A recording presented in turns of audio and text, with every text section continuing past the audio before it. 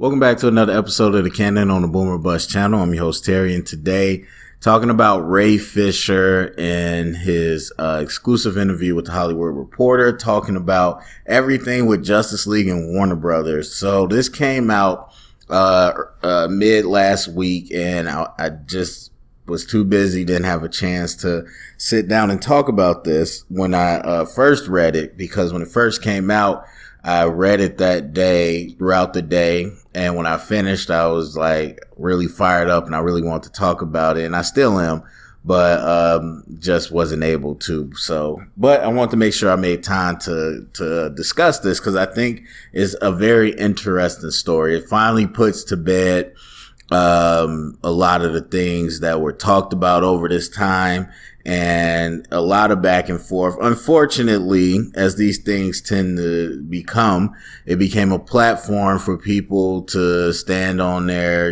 political sides, ideologies, blah, blah, blah. And it got ugly, unfortunately. I mean, I think this is big because Ray Fisher didn't really ever go into detail. That was the whole point. We didn't really know. But you still had people saying he's a liar, he was this, he was that, without even knowing the story. You had people defending him, condemning Warner Brothers. Obviously you had the Snyder fans, the toxic Snyder fans on his side without knowing the story and calling Warner Brothers all this and that. So there you go. And so now we finally got the truth, and we can come down and figure out what was what to a certain extent. So, this kind of breaks down in, I'm going to break it down, I should say, in three parts. So first we have the whole, Joss Whedon thing. Now, Joss Whedon, if you've been following, he is in, I guess, hot water for other things, other projects that he's done, in which people have come out to support Ray Fisher's notion that Joss Whedon is problematic, to say it the best way and succinct way. He's problematic in that he is not receptive on set, and he is abusive and uses his power, to step over those lines. And so, at least we have people from, Buffy and, some other projects that he worked on that, came out and again backed up Ray Fisher. Obviously we had Jason Momoa strongly back up Ray Fisher, Gal Gadot not as strongly, but kind of, and from other reports we heard that Gal Gadot had issues with Joss Whedon. So what did Ray Fisher have to say about Joss Whedon? Basically, he said he got the call personally from Zack Snyder that he was stepping away.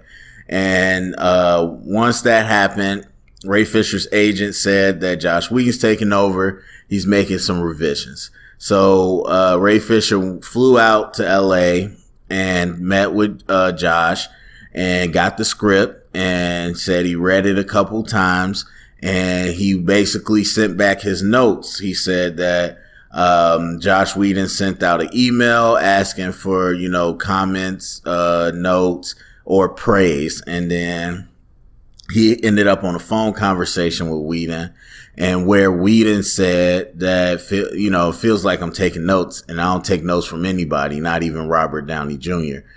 Feels like something you might say. But, and so the message was Whedon was going to do it his way. And what he wrote is what they were going to say, and he wasn't really taking any pushback from that.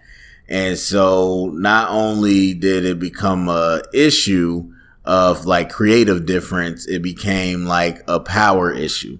So then Ray Fisher talks about how his agents contacted the guy above them, Toby Emmerich. I'm not sure where he is on the pecking order, but they contacted him, and I guess Jeff Johns and Joss Whedon didn't like that, pulled him aside and was just like, that wasn't cool, and we would hate to see something bad happen to your career type deal, which of course they spin as that wasn't a threat. That was just us saying that's not how we do things. So now, as people out there have been in this situation, me included, that's a threat. That's hiding behind, PC talk as a threat. But anyway, so that happens. And then I guess one of the Berg, who's another executive, he has dinner with Ray. And this is the most like Hollywood thing I've ever heard. And I would tend to believe, this happens. I wouldn't say I know for sure it happened here, but basically they wanted him to say booyah. Now I see a lot of people saying that Ray Fisher was like being a diva. Zack Snyder pushed against the studio. He said, I'm not putting catchphrases in my movie. And I guess that was the flag Ray Fisher was behind as well, because it didn't make sense for the character they created. Now, Ray Fisher mentions other black characters in different sitcoms and whatnot having catchphrases.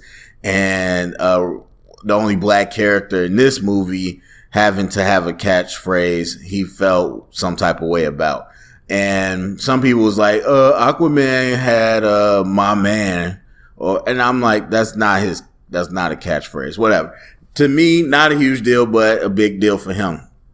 So during dinner, he says, what if the new CEO of AT&T who bought Warner Brothers, and a lot of people were, squirming. They were worried about their jobs. And so he says, John Berg says, what if the AT&T CEO has a son or daughter that wants to hear Cyborg say booyah, and we don't have a scene, like I could lose my job. I was like, that, and it's funny, and I have to believe this true because we've seen a number of TV shows or series or movies have scenes like that, where like the big boss is listening to their kids as the barometer of what America wants or what needs to be approved.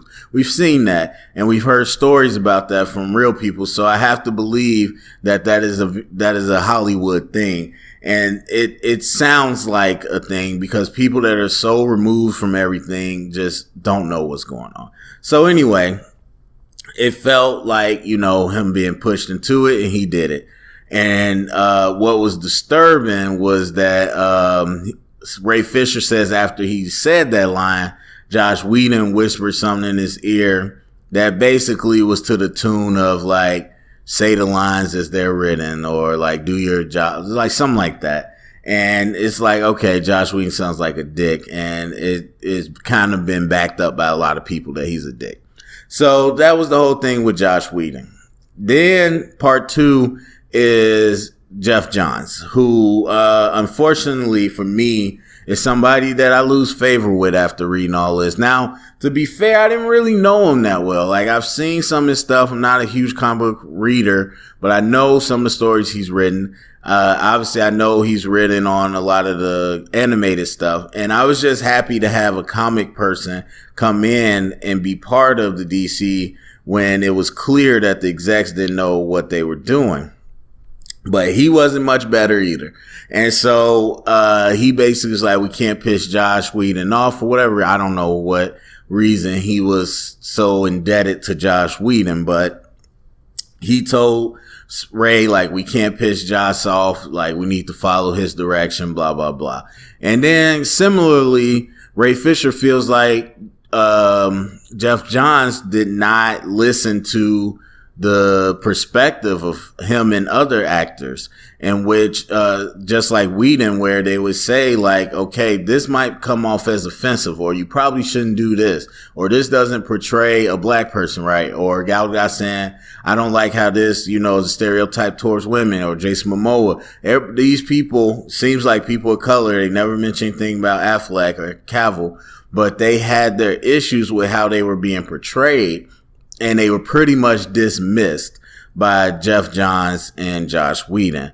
And so, after the fact, you get Jeff Johns, being thrown under the bus by other people that he's worked with on different shows. So, he worked on Krypton, and one of the actresses talks about how she hasn't talked to him since they had like a disagreement on like a scene where she changed her hair, and Josh Whedon was like, no, or not Josh Whedon, Jeff Johns was like, no.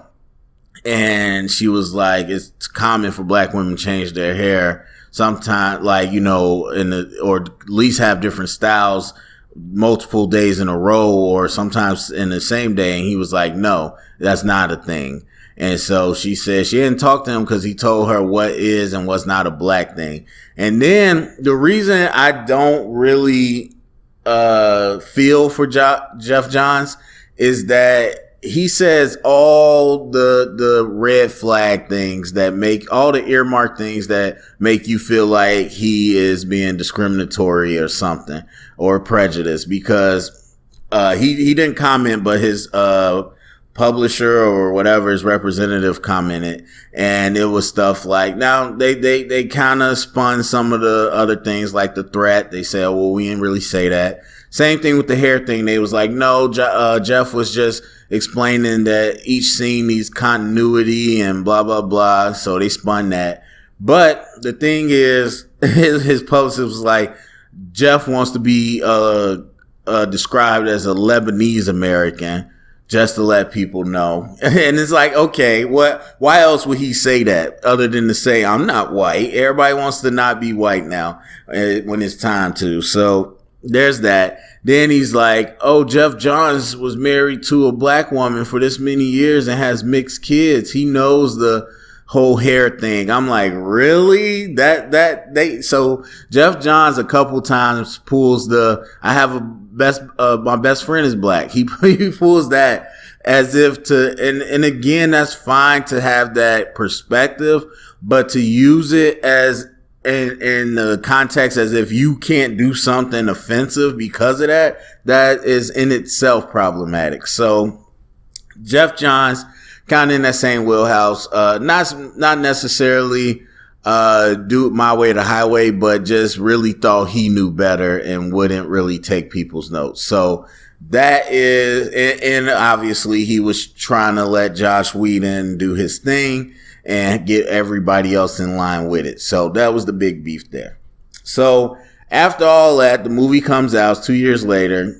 All this sparks because Ray Fisher is empowered by the Black Lives Matter movement, which has impacted people in so many ways, where in different places. And so he felt like it was his duty, not his duty, but, you know, his responsibility to do something where you had a lot. First of all, I'm sure he was upset about Cyborg's part being changed, which we saw now in the Snyder Cut, how much he actually was in there. But he says, like, almost all the people that were cut out were people of color, and that representation of 2 Genius level black parents was cut out, and that a lot of people of color that were on the set, like, how they complained and they said they heard things that were troubling, but they were too scared to speak out. And he said that he's not scared to speak out. Like, he starts off saying, I'm not so indebted to Hollywood that he won't speak out. So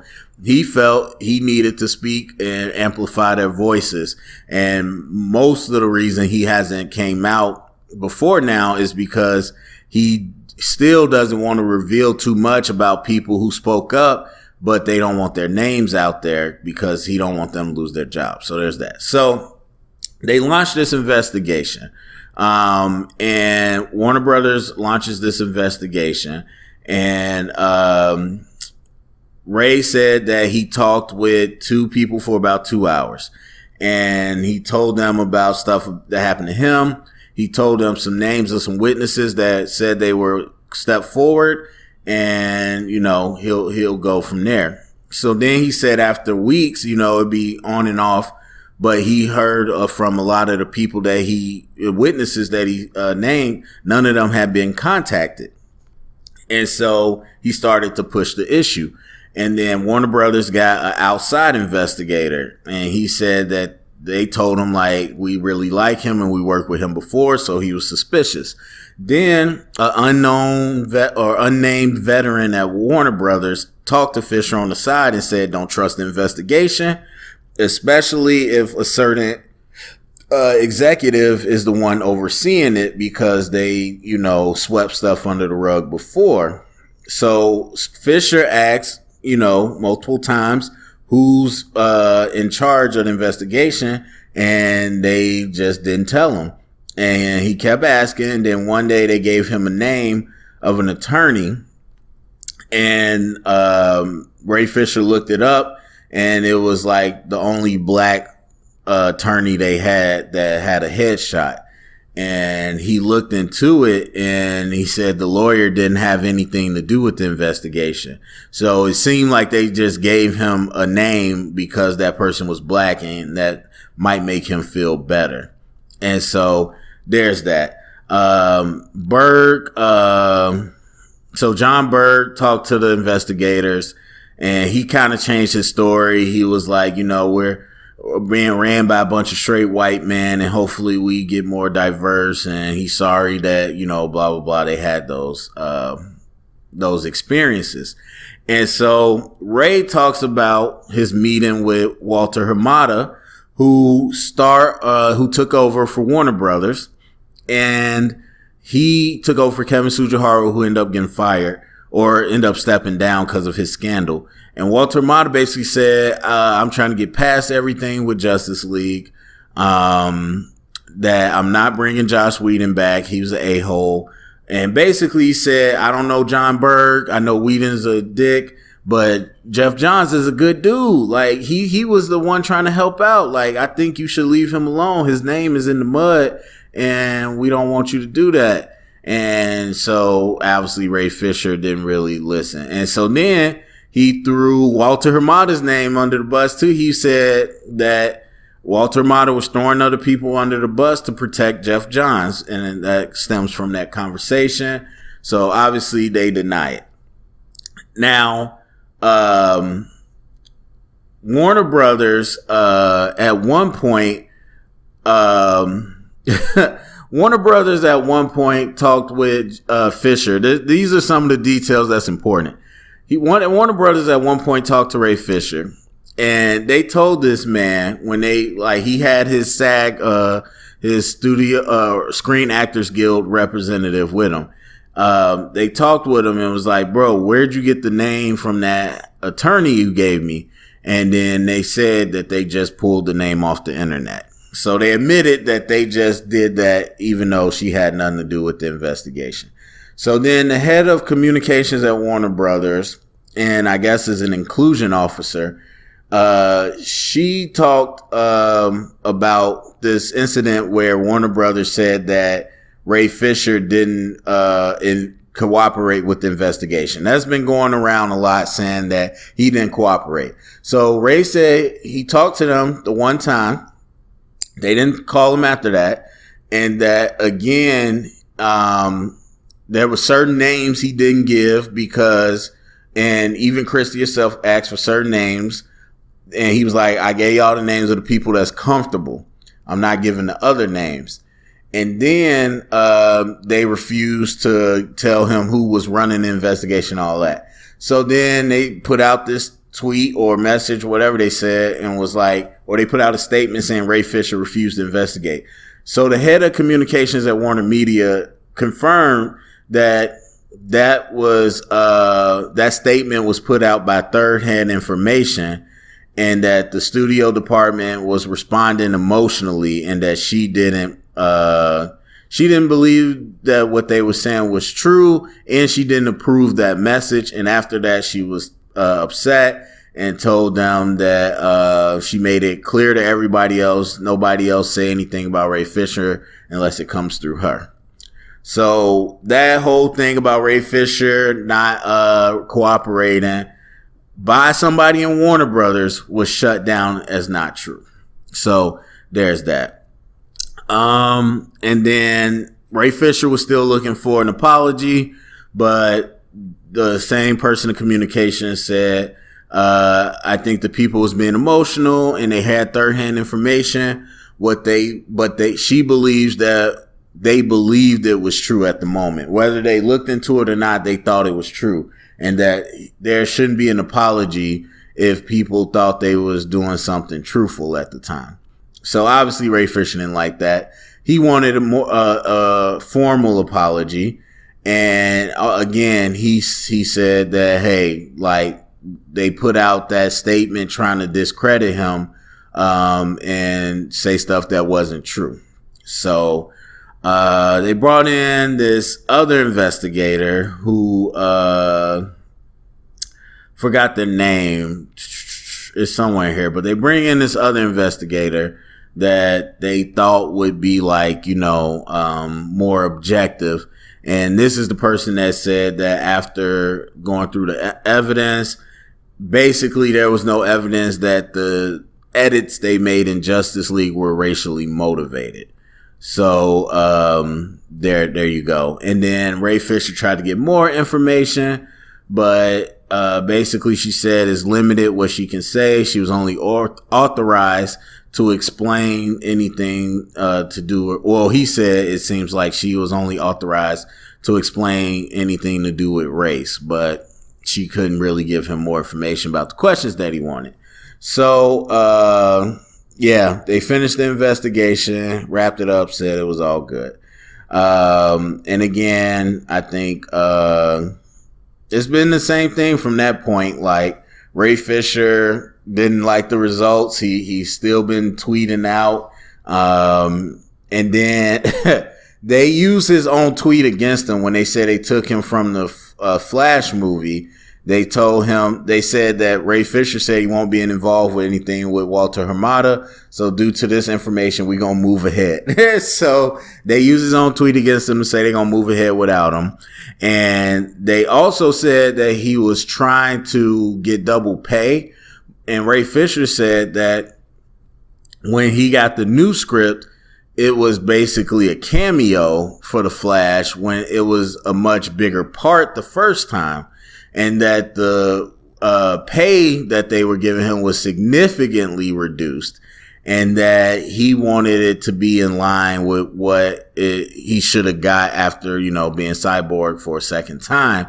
And they spun that as him asking for double the pay and, blah, blah, blah. So a lot of back and forth.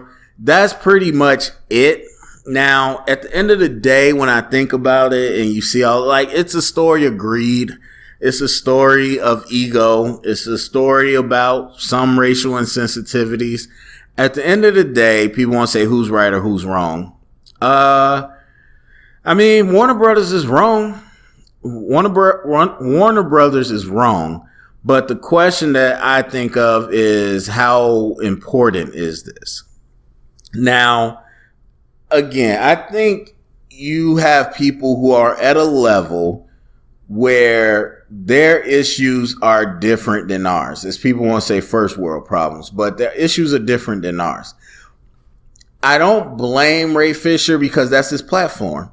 Obviously, a lot of people ask celebrities to do a lot of things, but if he's not going to run for office, if he's not going to be, grassroots non-for-profit or, activism, if he feels, okay, I'm an actor, this is my arena, and this is where I'm going to use my platform, I'm okay with that.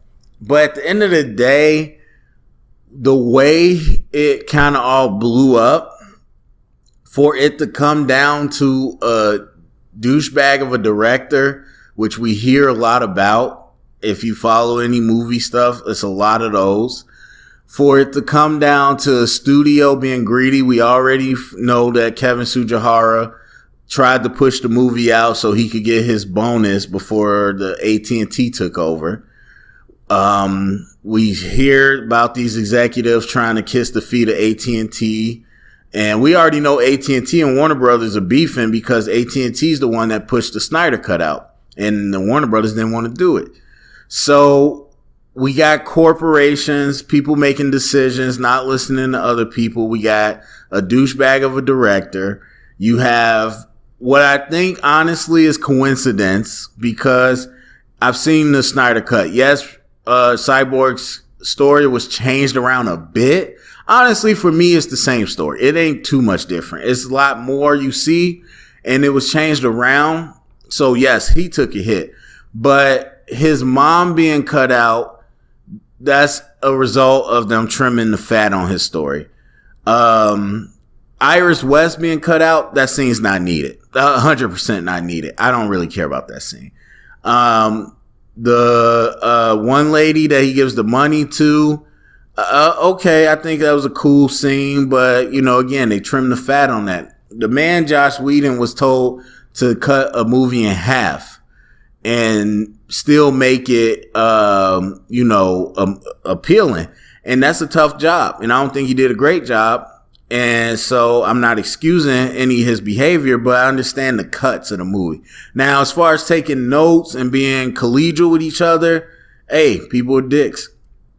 And then when it escalated to Warner Brothers kind of miscategorizing what he was saying and whatnot, yeah, that's a problem. Obviously, you never want that to happen. You don't want people calling you a liar or slandering you. Especially when you take up your public platform to call out what you think is wrong. And so I'm fine with him fighting back on that. But at the end of the day, is it that big?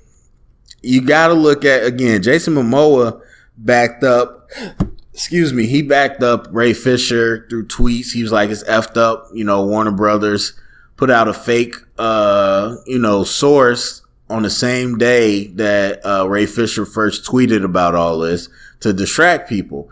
And so he said that. But that he said stuff went down. He backs him up, but it wasn't crazy.